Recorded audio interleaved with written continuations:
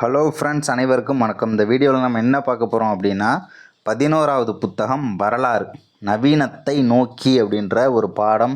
ரொம்ப ரொம்ப ரொம்ப முக்கியமான பாடம். இதிலேருந்து கேள்விகள் அப்படிங்கிறது கண்டிப்பாக வரும். 2 கேள்விங்கிறது நமக்கு கண்டிப்பாக கிடைக்கும். 2 கேள்வினா எவ்வளோ மார்க்கு? 3 மார்க் நமக்கு அசால்ட்டாக கிடைக்கும். ஆனால் அந்த பாடம்ன்றது ரொம்ப ஈஸியான பாடம் தான். 10th என்ன படிச்சிருப்பீங்க? அந்த இப்போ ராமலிங்க அடிகளை பற்றி நீங்கள் அதில் ஒரு 10 டேட்டா படிச்சிருக்கீங்க அப்படின்னா இதில் இன்னும் கரெக்டாக சொன்னால் ஒரு டேட்டா அதிகமாக இருக்கும். ஓகேவா? அந்த ஒரு டேட்டா என்னன்றது அதை பார்த்துக்கலாம். அதுமாதிரி இந்த 10 டேட்டாவை தெரிஞ்சிக்காமல் போகிறோன்றது இல்லை, அதையும் ரிவிஷன் பண்ண மாதிரி இருக்கும். சரி, பாடத்துக்குள்ளே போகலாம். அறிமுகம் அப்படின்னு பார்க்கும்போது பிரிட்டிஷ் அப்படின்னு இருக்கும்போது, ஓகேவா, பிரிட்டிஷ் இங்கே ஆட்சி பண்ணும்போது இங்கே நிறைய மூட நம்பிக்கைகள் அப்படின்றது இருந்துச்சு. ஓகேவா? மூட நம்பிக்கைகள் அப்படின்றத தாண்டி மக்களுடைய நம்பிக்கைகள் ஏகப்பட்டது இருந்துச்சு. அப்போ சீர்திருத்தம் பண்ணணும் அப்படின்னு சொல்லிட்டு இங்கே இருக்கக்கூடிய ஒரு குழு உருவாகுது. ஸோ அந்த குழு யார் அப்படின்னா அவர்களும் இந்தியர்கள் தான். ஓகேவா? அந்த பழக்கங்கள்லாம் இருக்கக்கூடாது, மனிதன் தான் ஃபஸ்ட்டு முக்கியம், அந்த மாதிரி பழக்கங்கள்லாம் வேண்டாம் அப்படின்னு சொல்லிட்டு ஸோ அவங்களுக்கு அகெயின்ஸ்டாக, ஓகேவா, அந்த கொள்கைகளுக்கு, மக்களுக்கு அகெயின்ஸ்டாக இல்லை, அந்த கொள்கைகளுக்கு அகெயின்ஸ்டாக வந்த இயக்கங்கள் தான் இந்த சீர்திருத்த இயக்கங்கள் அப்படின்லாம் சொல்லுவாங்க. அதே மாதிரி அப்போ உடன்கட்டை, ஓகேவா, கணவன் இறந்துட்டா மனைவியும் கூடவே சேர்ந்து இறந்து போகணும். ஓகேவா? ஸோ அந்த மாதிரியான ஒரு முறை இருந்துச்சு. அதெல்லாம் ரொம்ப கண்டனம் அப்படின்றது அப்போது அகெயின்ஸ்டாக நிறைய பிரச்சனைலாம் நடந்துச்சு. ஓகேவா? இதெல்லாம் பார்த்தோம்னா ராஜா ராம்மோகன் ராய் முன்னெடுத்துகிட்டு போயிருப்பார். வேறு என்னென்ன சொல்லியிருக்காங்கன்னா, ஆங்கிலேயர்கள் தங்களின் தலையீடு இல்லாமல் இத்தகைய தீமைகளிலிருந்து இந்தியர்கள் விடுபட வாய்ப்பில்லை என வாதிட்டனர். அந்த சீர்திருத்தவாதிகள் என்ன முடிவு பண்ணுறாங்கன்னா, பிரிட்டிஷ் இந்த மாதிரி பிரச்சனைக்குள்ளே பூந்து என்ன பண்ணணும் அப்படின்னா இதை கொஞ்சம் சரி பண்ணாதான் இந்தியர்கள் இந்த மாதிரியான தீமைகள்லேருந்து வெளியில் வர முடியும் அப்படின்றத இந்தியர்களும் நம்புகிறாங்க. ஓகேவா? ஸோ அதில் பிரிட்டிஷோட பங்கு நிறையவே இருக்குது. ஏன்னா சதி சொல்கிறோம்ல, ஸோ அதுக்கு அகென்ஸ்டான சட்டம் கொண்டுட்டு வந்தது யார் அப்படின்னு பார்க்கும்போது வில்லியம் பெண்டிங் கொண்டு வந்திருப்பார். வில்லியம் பெண்டிங் யார்? அவர் ஒரு பிரிட்டிஷ். ஓகேவா? அதே மாதிரி இந்த வாக்குல என்ன கொடுத்துருக்காங்க அப்படின்னா, யூட்டிலிட்டேரியன்கள் அப்படின்னா மிக அதிக எண்ணிக்கையிலானவர்களின் அதிகப்பட்ட மகிழ்ச்சியை கோரிய ஒரு நவீன சிந்தனையாளர்கள் அப்படின்ற ஒன்று சொல்லியிருக்காங்க. ஜஸ்ட் தெரிஞ்சுக்கோங்க. அதே மாதிரி பிரம்ம சமாஜத்தில் ராஜா ராம்மோகன் ராய் வேதங்களில் தவறே இருக்க முடியாது அப்படின்ற கருத்தை புறக்கணிக்கிறார். அது எப்படி தப்பு இல்லாமல் இருக்க முடியும்? வேதங்கள் இருந்துச்சுனாலும் அதுலேயும் சில தவறுகள் இருக்கும். ஓகேவா? அப்படின்னு சொல்லிட்டு சொன்னவர் யார் அப்படின்னா, பிரம்ம சமாஜம் அப்படின்ற ஒரு இயக்கத்தினுடைய நிறுவனர் ராஜாராம் மோகன் ராய். ஓகேவா? ராஜாராம் மோகன் ராய். இவருக்கு இந்த ராஜான்ற பட்டத்தை கொடுத்தது யாருன்னு நிறைய டைம் கேட்பாங்க. 2ஆம் அக்பர். ஏன்னா 2ஆம் அக்பரும் ஃபஸ்ட் அக்பர் வருவார்ல, அவர் கிடையாது. 2ஆம் அக்பரும் இந்த ராஜாராம் மோகன் ராயும் ஒரு நண்பர்கள். ஓகேவா? அதே மாதிரி சிந்தனைகள் மாற்றப்பட முடியாதவை என்பதை மறுத்தார். இது யாரை சொன்னது அப்படின்னா, நமக்கு அலிகார் இயக்கம் இருக்குல்ல, சையது அகமது கான். அலிகார் இயக்கத்தின் நிறுவனர் தான் இந்த சையது அகமது கான். அவர் என்ன சொல்கிறாருன்னா, சிந்தனைகள் மாற்றப்பட முடியாதவை அப்படின்றத மறுக்கிறார். அது எப்படி மாற்ற முடியாமல் போகும்? ஓகேவா? எறும்பூர கல்லும் தெய்யம் அப்படிங்கிற மாதிரி சிந்தனைகளை ஏன் மாற்ற முடியாது அப்படின்றத அவர் சொல்கிறாரு. எங்களுடைய நிலை அனைத்து மதங்களிலும் உண்மைகள் இருந்தாக வேண்டும் என்பது அல்ல, ஆனால் உலகத்தில் நிறுவப்பட்ட அனைத்து மதங்களும் உண்மையானது தான்.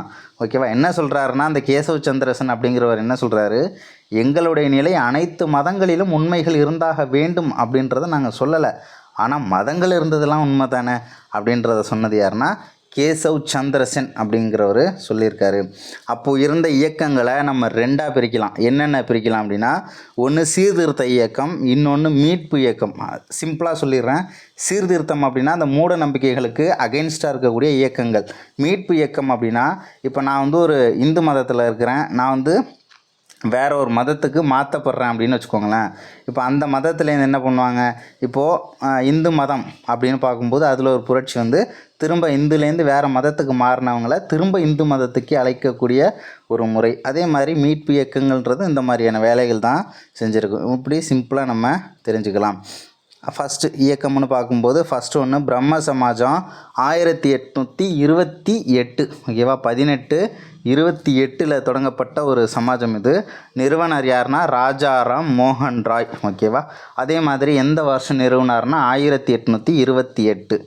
எங்கும் நிறைந்துள்ள கண்டறிய முடியாத மாற்ற முடியாத இந்த உலகை உருவாக்கி பாதுகாக்கும் சக்தியை வணங்கி வழிபடுவதில் பிரம்ம சமாஜம் உறுதியாக இருந்தது அப்படின்றதையும் சொல்லியிருக்காங்க. இவங்க எதுக்கெலாம் அகென்ஸ்டாக இருந்தாங்கன்னா, இந்து மதத்தை தூய்மைப்படுத்தணும், ஓகேவா, ஒரு கடவுள் வழிபாடு, ஓகேவா, ஒரு கடவுளை மட்டும்தான் வழிபடணும், ஏன்னா பல கடவுள் வழிபாடு வேணாம் அப்படின்னு சொல்லியிருப்பாங்க.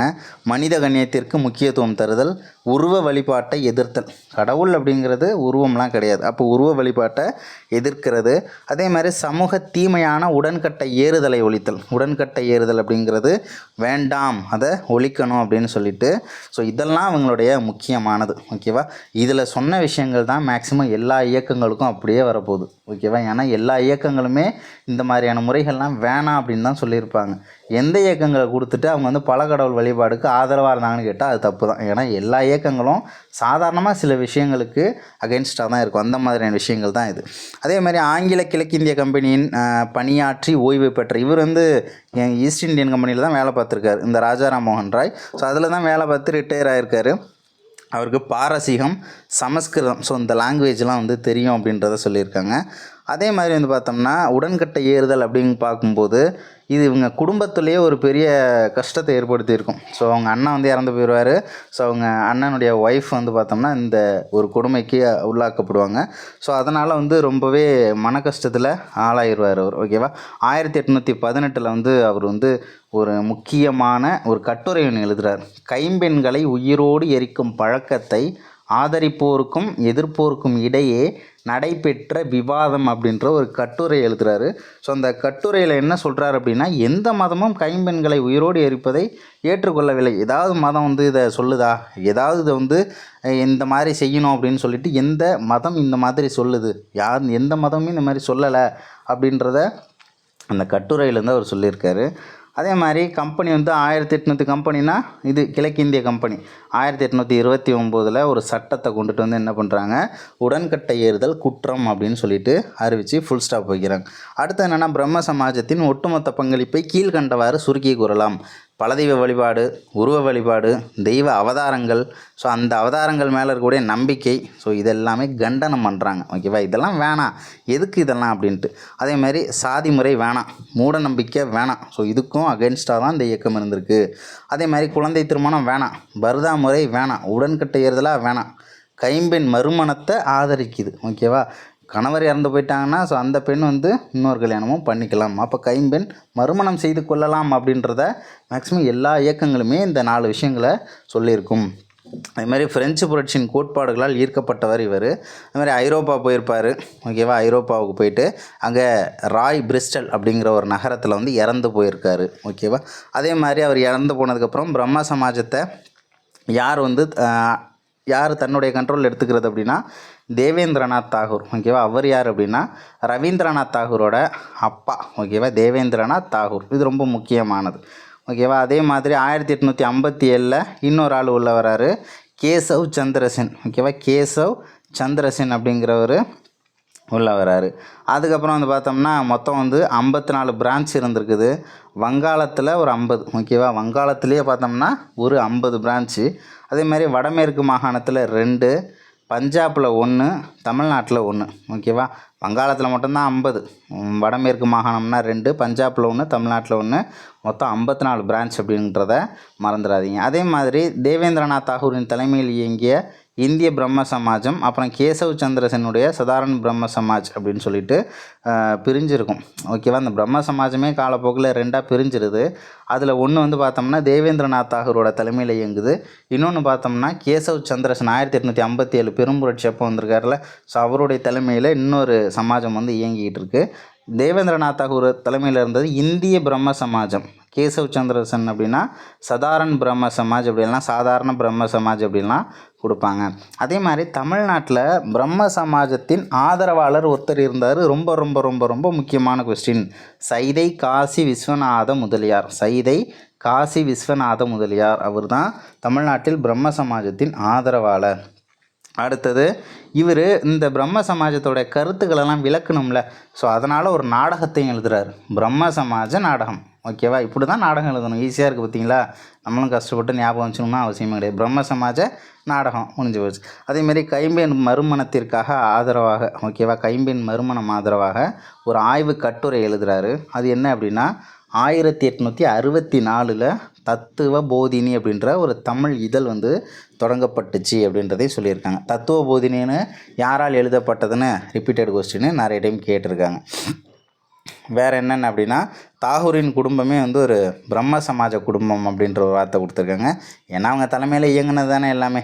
ஸோ அடுத்து வந்து பிரார்த்தனை சமாஜம் 1867 பிரம்ம சமாஜத்தின் கிளை அமைப்பு தான் இந்த பிரார்த்தனை சமாஜம்.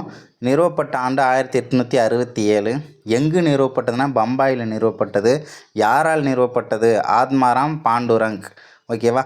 யாருடைய உதவியுடன் நிறுவப்பட்டது அப்படின்னு பார்க்கும்போது இந்த அமைப்பில் இருந்த முக்கியமான தலைவர்கள்லாம் யார் அப்படின்னா எம்ஜி ரானடே, மகாதேவ் கோவிந்த ரானடே அப்படின்னு சொல்லுவாங்க. ஆர்ஜி பண்டர்கர் அப்படின்றவர்லாம் இதில் இருந்திருக்காங்க. ஓகேவா. இது வந்து ஒரு பெரிய செல்வாக்கு பெற்ற அமைப்புலாம் கிடையாது. ஆனால் இந்த அமைப்பில் இருந்த உறுப்பினர்கள் வந்து ரொம்ப முக்கியமான ஆள். ஏன்னா MG Ranade, RG Bhandarkar, KT Telang. ஓகேவா. இதை நம்ம வந்து ட்ராப் அப்படின்னு ஞாபகம் வச்சுக்கலாம். ட்ராப். T for Telang. ஓகேவா. T for Telang, R for Ranade, A for நம்ம என்ன பார்த்துருப்போம், ஏ அப்படின்னா ஆத்மாராம் பாண்டுரங்க அவர் நிறுவனர், பி அப்படின்னா பண்டர்கர், ட்ராப் அப்படின்னு சொல்லிட்டு நம்ம ஞாபகம் வைத்து கொள்ளலாம். ஓகேவா. அடுத்தது என்ன அப்படின்னா சமூகத்தின் கடைநிலையில் உள்ள பெண்கள், தொழிலாளர் ஆகியோருக்கு கல்வி வழங்குவதன் மூலம் தனது பணியை தொடர்ந்தது. இதுவும் வந்து ஒரு சீர்திருத்த இயக்கமே. சமபந்தி விருந்து, சாதி மறுப்பு திருமணம், விதவை மறுமணம், பெண்கள் மற்றும் தாழ்த்தப்பட்டோரின் மேம்பாடு, ஸோ இந்த மாதிரியான சீர்திருத்த பணிகளில் கவனம் செலுத்துச்சுன்றதையும் சொல்லியிருக்காங்க.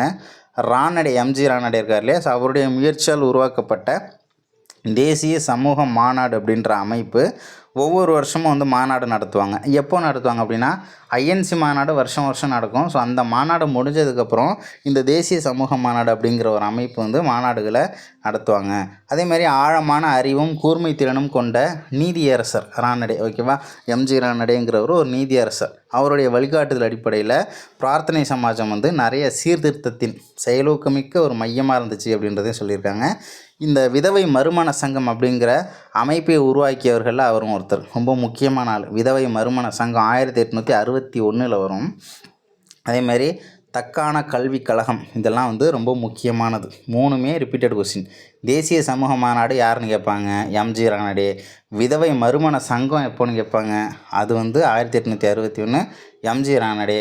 அதேமாரி தக்கான கல்விக் கழகம்னு கேட்பாங்க, அதுவும் எம்ஜி ரானடே.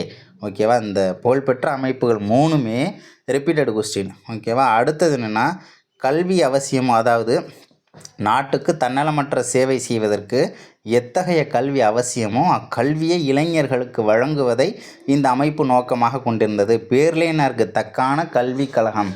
தக்கான கல்விக் கழகம். ஓகேவா. பேர்லேயே கல்வி இருக்குது. ஸோ எந்த மாதிரி கல்வி வேணுமோ அந்த கல்வியை தான் நீங்கள் கொடுக்கணும் அப்படின்றதுல நோக்கம். ஓகேவா. இந்த அமைப்பினுடைய நோக்கம். ரானடே வந்து 1901 இறந்து போயிடுறாரு. ஸோ அதுக்கப்புறம் இந்த தலைமை யார் மாறுது அப்படின்னு பார்க்கும்போது சந்தரவர்கர் அப்படின்னா சந்தரவர்கர் அப்படின்லாம் நம்ம சொல்லலாம். அதுவும் ஒரு ரிப்பீட்டட் கொஸ்டின் தான். ஆரிய சமாஜம் 1875 நிறுவனர் யாருன்னா தயானந்த சரஸ்வதி. ஓகேவா. அதே மாதிரி குஜராத்தை சேர்ந்தவர் இவர். துறவியாகும் எண்ணத்திலேயே சின்ன வயசுலேயே வீட்டை விட்டு வெளியில் வந்துடுறாரு.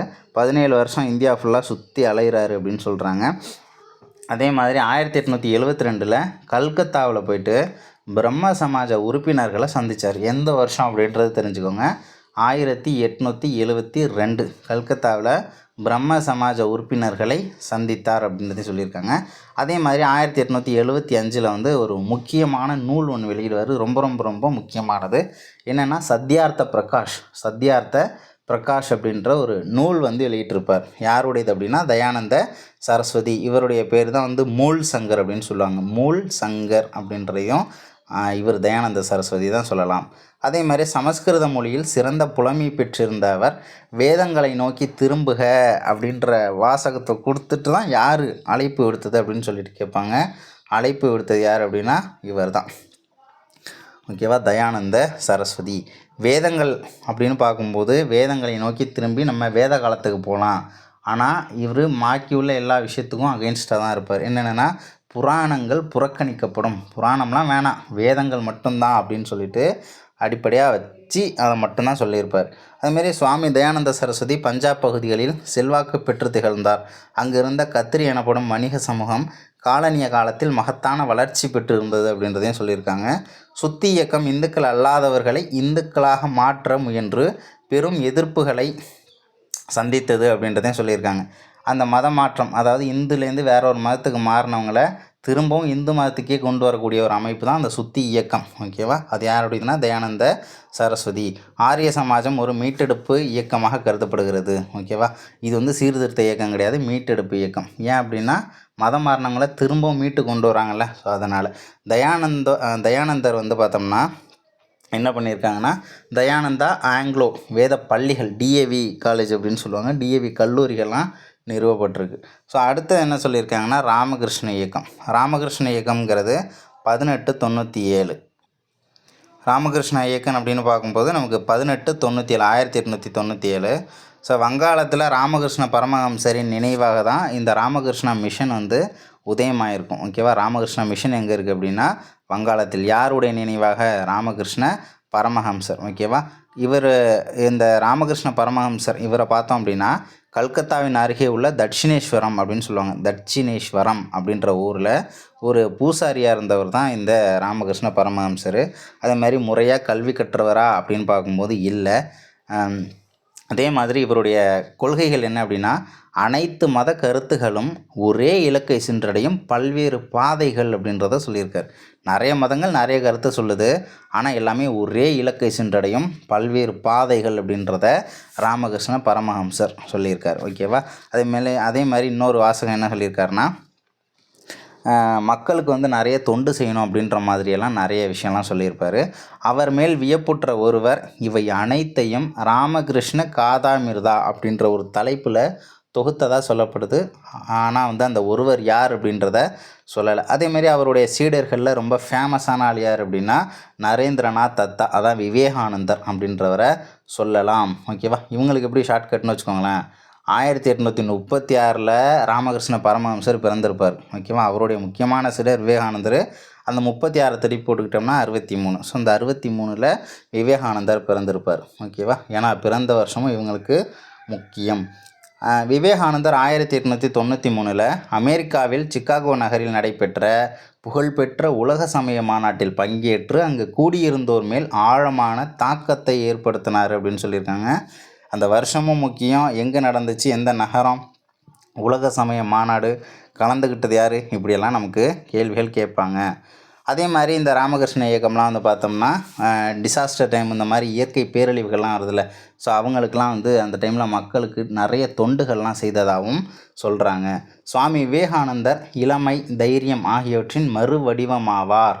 அதேமாதிரி வேலண்டைன் சிரோலி அப்படிங்கிறவர் திலகர் அமைதியின்மையின் தந்தைன்னு சொல்லியிருப்பார்ல, ஸோ அதே வேலண்டைன் சிரோலி என்ன சொல்கிறாருன்னா தனது ஆளுமை திறனால் வெளிநாடுகளில் இந்தியாவின் பாரம்பரியமிக்க நாகரிகத்திற்கும் அதனுடைய புதிதாக பிறப்பெடுத்துள்ள தேசம் என்னும் உரிமை கோரிக்கைக்கும் கண்கூடான அங்கீகாரத்தை பெற்று தந்த முதல் இந்தியர் அப்படின்னு சொல்லி விவேகானந்தரை சொல்லியிருக்காரு. அதுக்கப்புறம் பிரம்மஞான சபை 1875 நிறுவப்பட்ட ஒரு முக்கியமான அமைப்பு. 1875 பிளவாட்ஸ்கி அம்மையார், கர்னல் ஆல்காட், ஹெச்எஸ் ஆல்காட் அப்படின்னு சொல்லுவாங்க, ஸோ ஆகியோரால் அமெரிக்காவில் நிறுவப்பட்ட ஒரு அமைப்பு தான் இந்த பிரம்மஞான சபை. அதே மாதிரி 1879 இந்தியா வராங்க. 1882 அடையாறு இருக்குல்ல, சென்னை அடையாரை மையமாக வச்சு பிரம்மஞான சபை அப்படிங்கிறது இயங்குது. 1893 இந்தியாவிற்கு வருகை தந்த அன்னி பெசன்ட் அம்மையார் இருக்காங்களே, ஸோ அவங்களுடைய தலைமையில் பிரம்மஞான சபை வந்து மேலும் வலுப்பெற்றது அப்படின்றத சொல்லியிருக்காங்க. நிறைய ஆதரவாளர்கள் அப்போ தான் வந்து இந்த அமைப்புக்கு கிடைக்கிறாங்க. அதுக்கப்புறம் அயோத்திதாச பண்டிதர் ஹென்றி ஆல்காட்டுடன் கொண்ட தொடர்பின் காரணமாக பௌத்தத்திற்கு அறிமுகமாகிறார். ஓகேவா? அதாவது அயோத்திதாசர் பண்டிதரும் பௌத்தம் தான். இந்த ஹெச்எஸ் ஆல்காட் இருக்காங்களே, ரெண்டு பேருமே என்ன பண்ணுவாங்க, இலங்கைக்கு போயிட்டு பௌத்த மதத்தை தழுவியிருப்பாங்க. எங்கே அப்படின்னா இலங்கை, அது ரொம்ப முக்கியமான பாயிண்ட்டு. ஸோ அடுத்தது சத்திய சோதக் சமாஜம் 1873. இதில் என்னென்ன சொல்லியிருக்காங்கன்னா இந்த பிரச்சனை இந்த அமைப்பு என்னென்ன பிரச்சனைகளை ஃபேஸ் பண்ணுச்சு அப்படின்னா இந்த 1827. ஸோ இதில் ஒரு 2 ஷார்ட்கட் பார்க்கலாம். 1827ன்றது இந்த இவர் இருக்கார் இல்லையா, ஜோதிராவ் பூலே அப்படி இல்லைன்னா ஜோதி பாபுலே அப்படின்லாம் சொல்லுவாங்க. இந்த ஜோதி பாபுலே அப்படின்றவர் பிறந்த ஆண்டு 1827. இவருடைய முக்கியமான ஒரு என்ன சொல்லலாம் அப்படின்னா ஒரு நூல், ஓகேவா, அது வந்து குலாம்கிரி அப்படின்ற நூல் எந்த ஆண்டு எழுதப்பட்டது அப்படின்னு சொல்லிட்டு நமக்கு தெரியணும். அது வந்து 27 அப்படி திருப்பி போட்டுக்கோங்க. 72 1872 இதை இங்கே கொடுத்துருக்காங்களே குலாம்கிரி. அடுத்தது என்ன அப்படின்னா ஸோ 1827 பிறந்த ஜோதிபா பூலே மாலி, அதாவது தோட்ட வேலை செய்வோர் சமூகத்தை சேர்ந்தவர் அப்படின்னு சொல்லியிருக்காங்க. அதே மாதிரி இவரும் வந்து நிறைய அடக்குமுறைகளெல்லாம் ஃபேஸ் பண்ணிட்டு வந்திருப்பார். எல்லாமே கதையாக தான் கொடுத்துருப்பாங்க. எல்லா இடத்துலையும் என்ன படிக்கிறோமோ அதே விஷயந்தான் இங்கேயும். பிராமணர் அல்லாதோரின் உணர்வுகளை வந்து தட்டி எழுப்பணும், ஸோ இவங்களுக்கும் வந்து நிறைய சுயமரியாதை கிடைக்கணும் அப்படின்னு சொல்லிட்டுலாம் நிறைய போராட்டங்கள் நடந்திருக்கும். ஸோ சத்யசோதக் சமாஜ் அப்படின்னா உண்மை தேடும் சங்கம், உண்மை தேடுவோர் சங்கம் அப்படின்னும் சொல்லலாம். அந்த அமைப்பை இவர் தான் நிறுவுறாரு. எந்த வருஷம் நிறுவுறாருனா 1873, அடுத்த வருஷம், குலாம்கிரிக்கு அடுத்த வருஷம். அதே மாதிரி மக்களின் கல்வியே விடுதலைக்கான புரட்சிகரமான காரணியாக இருக்கும் என கூறினார். இவர் எழுதிய முக்கியமான நூல் குலாம்கிரி அடிமைத்தனம். 10th புக்கில் வருஷம் கொடுத்துருப்பாங்க 1872. அதே மாதிரி மக்களுக்கு கட்டாய தொடக்க கல்வியை விவசாய வர்க்கங்களை சேர்ந்த ஆசிரியர்களை கொண்டு கற்பிக்குமாறு ஆங்கில அரசாங்கத்தை பூலே வந்து வற்புறுத்துறாரு அப்படின்னு சொல்லியிருக்காங்க, ஓகேவா. அந்த மாதிரி வற்புறுத்தல் கொடுத்து அந்த மாதிரியெல்லாம் செஞ்சுருக்காரு.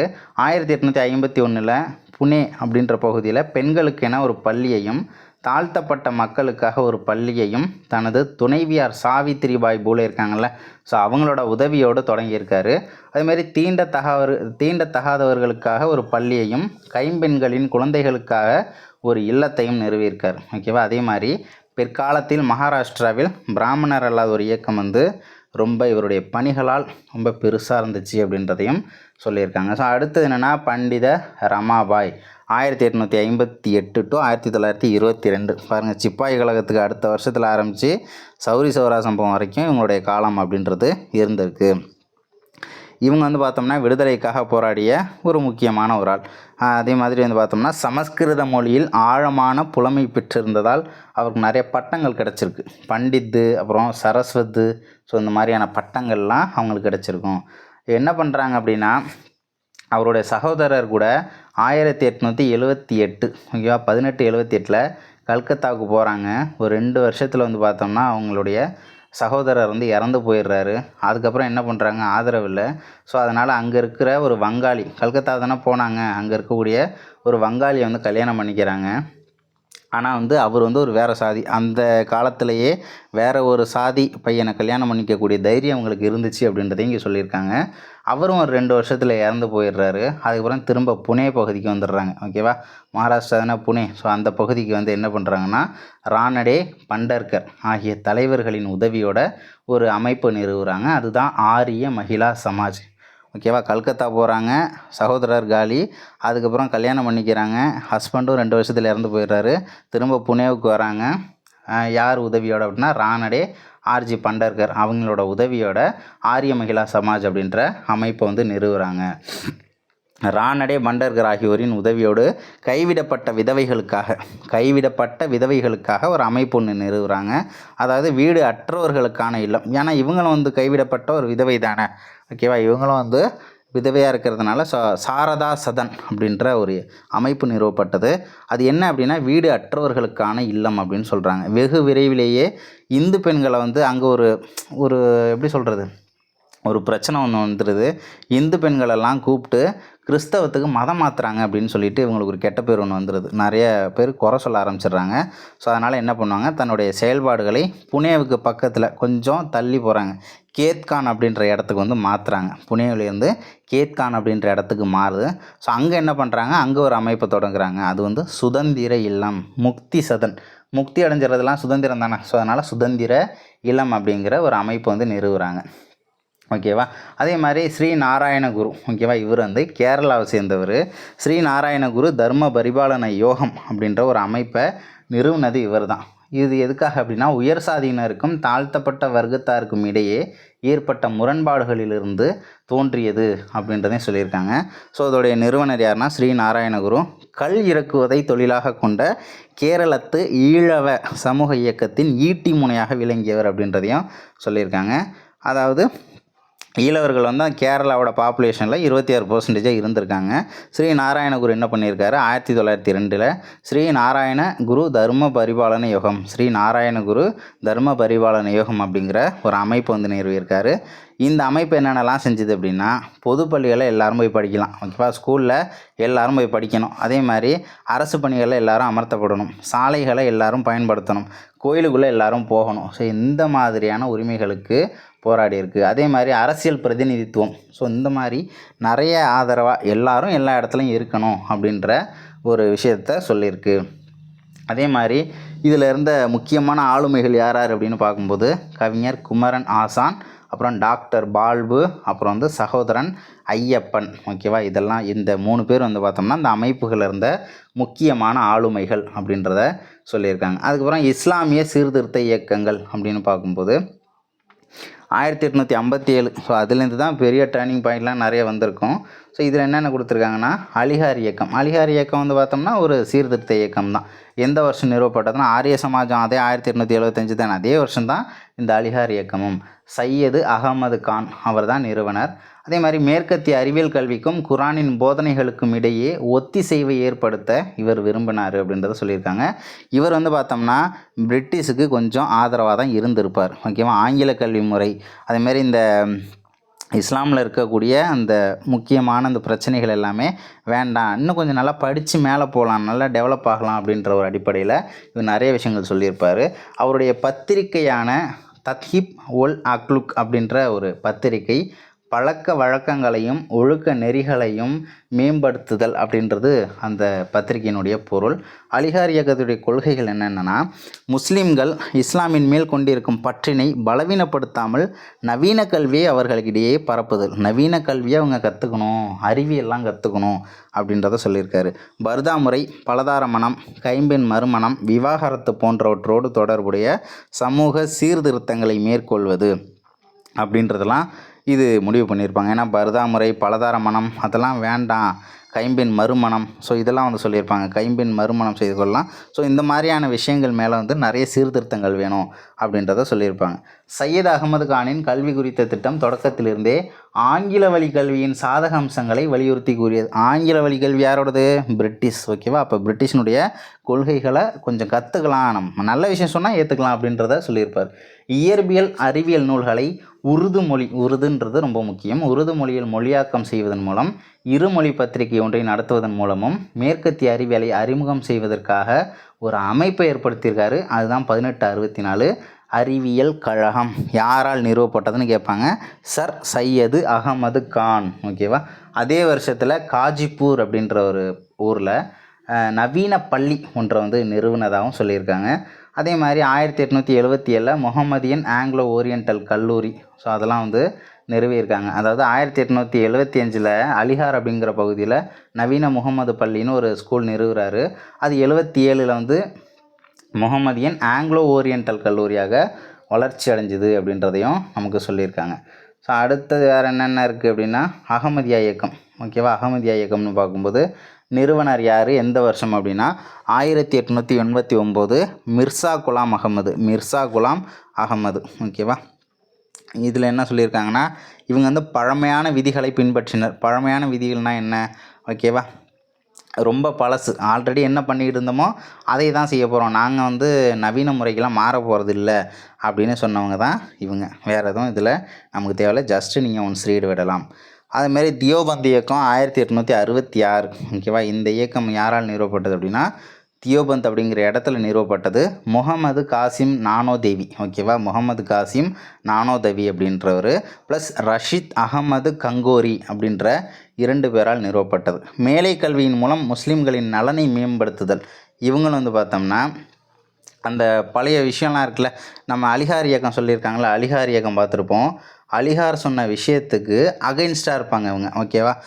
அலிகார் சொன்ன விஷயத்துக்கு அகெயின்ஸ்டாக இருப்பாங்க. மேலை கல்வியின் மூலம் முஸ்லிம்களின் நலனை மேம்படுத்துவது, ஆங்கிலேய ஆட்சியை ஆதரிப்பது ஆகியவற்றிற்கு எதிராக, ஓகேவா, எதிராக அலிகார் இயக்கத்துக்கு அகெயின்ஸ்டாக, ஓகேவா, அப்படியெல்லாம் நாங்கள் விட முடியாது அப்படின்னு சொல்லிட்டு எதிராக இஸ்லாமிய சமூகத்தாரிடையே சமூக புத்துயிர்ப்பை ஏற்படுத்துதல் என்பதை நோக்கமாக கொண்டிருந்தது. ஓகேவா. வேறு என்னென்னா நட்வத் அல் உலாமா. ஸோ இதில் பார்க்கும்போது 1894 லக்னோவில் சிப்லி நுமானி என்னும் வரலாற்று ஆசிரியரால் அப்புறம் உருவாக்கப்பட்டது அப்படின்றத சொல்லியிருக்காங்க. இறை மறுப்பு கொள்கை, லோகாயதவாதம் ஆகியவற்றை எதிர்கொள்ள அறிவார்ந்த முறையில் சமயத்திற்கு விளக்கமளிப்பதை நோக்கமாக கொண்டிருந்தது. இதெல்லாம் வேண்டாம்.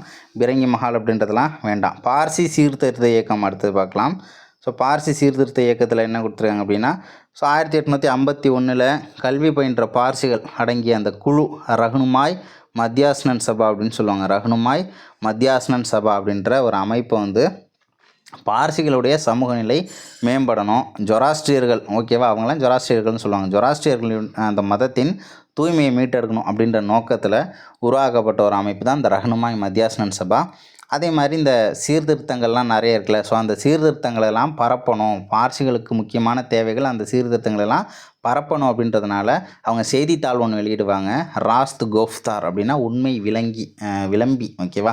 ராஸ்த் கோஃப்தார் அப்படின்ற பத்திரிகையே ஒன்று இன்னொருத்தர் இது பண்ணியிருப்பார். யாரோடது அப்படின்னா தாதாபாய் நவ்ரோஜி. ஸோ இந்த செய்தித்தாள் அப்படிங்கிறது உண்மை விளம்பி அப்படின்ற ஒரு பொருள், பார்சிகளுக்கு ஆதரவான ஒரு செய்தித்தாள், அவங்களுடைய கொள்கை பரப்புரைக்காக. அதே மாதிரி இவங்கெல்லாம் இருந்திருக்கு. கல்வி எல்லாருக்கும் கிடைக்கணும், பர்தா முறையை நீக்கிறது, திருமண வயது வரம்பை அதிகரிக்கிறது, ஸோ இந்த மாதிரியான சீர்திருத்தங்களெல்லாம் இவங்களும் கேட்டிருக்காங்க. அதுக்கப்புறம் சீக்கிய சீர்திருத்த இயக்கம் 1873 சிங் சபா இயக்கம் வந்து 2 முக்கிய நோக்கங்களுக்காக உருவானதுன்னு சொல்லியிருக்காங்க. என்னென்ன நோக்கம் அப்படின்னா, அந்த 1873ன்றது ரொம்ப முக்கியமானது.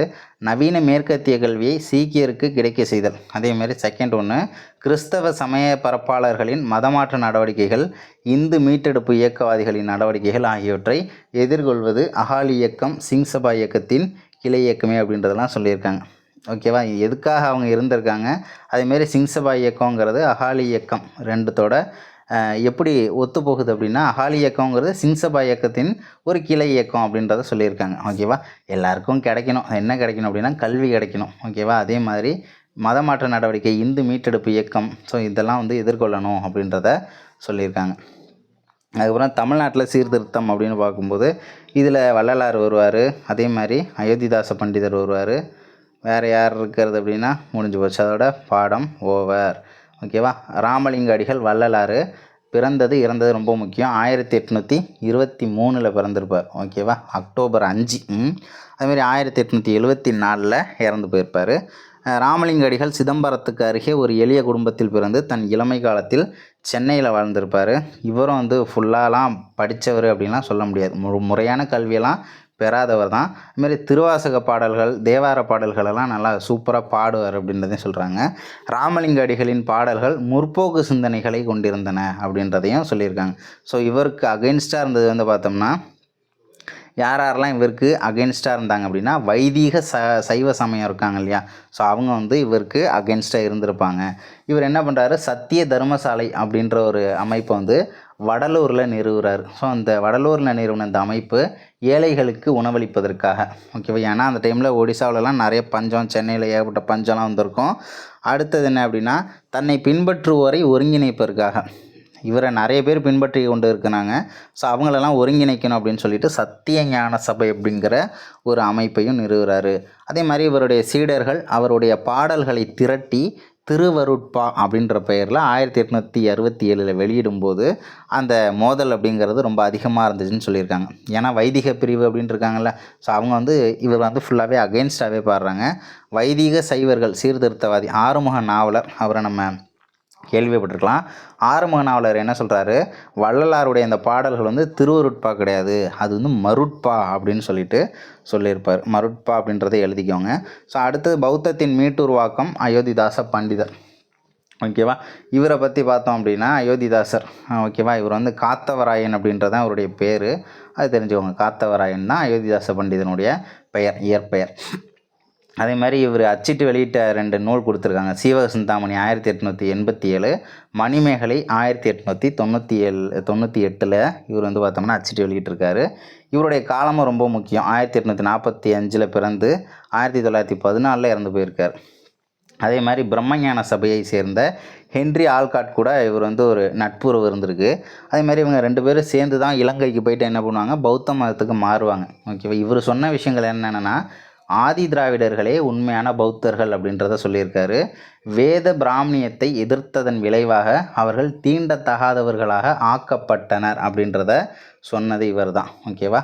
அதே மாதிரி கோலார் தங்கவயல் அந்த இது இருக்குல்ல, கோலார் கர்நாடகாவில் இருக்கக்கூடிய கோலார் தங்க வயலில் பணியாற்றிய தொழிலாளர்கள் நிறைய பேர் வந்து இவருடைய கொள்கையை வந்து ஃபாலோ பண்ணியிருக்காங்க. அதே மாதிரி அயோத்திதாச பண்டிதர் 1908 ரொம்ப ரொம்ப ரொம்ப ரொம்ப முக்கியமான ஒரு கொஸ்டின். 1908 ஒரு பைசா தமிழன் அப்படிங்கிற ஒரு பத்திரிக்கை ஒன்று தொடங்குவார்.